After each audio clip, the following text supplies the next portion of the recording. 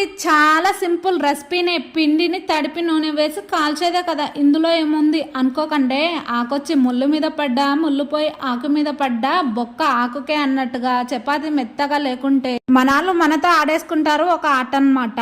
అందుకనే చపాతి స్మూత్ గా మెత్తగా ఎన్ని తినాలి అనిపిస్తే అన్ని తినాలి అనిపించే వరకు తినాలి అంటే ఈ విధంగా ఒక్కసారి ట్రై చేయండి. ఒక బౌల్ తీసుకొని ఫస్ట్ అయితే మీకు ఎంత గోధుమ పిండి కావాలో అంత వేసేసుకొని కొంచెం ఉప్పు కొంచెం ఆయిల్ వేసేసుకొని కొంచెం వాటర్ కొంచెం కొంచెంగా పోసుకుంటూ వేల సహాయంతోనే పిండిని మొత్తం కలిపేసుకొని లాస్ట్ లో మాత్రం అరచేతో బాగా ఒత్తుకుంటూ బండకి దన 2 నిమిషాలు కొట్టేసుకొని ప్లేట్ మూసేసుకొని ఒక హాఫ్ అన్ అవర్ కుదిరితే 10 మినిట్స్ నానబెట్టేసుకొని పక్కన పెట్టి చపాతీ పీట తీసుకొని దాని మీద పిండిని వేసి ఇలా చపాతీ లాగా మొత్తం స్ప్రెడ్ చేసేసుకోండి. తర్వాత పెంకు పెట్టేసుకొని పెంకు బాగా హీట్ అయినాక నెయ్యి గాని ఆయిల్ గాని వేసుకొని 2 వైపులా కాల్చేసుకుంటే అంతే. ఉంటాను, బాయ్ అండి.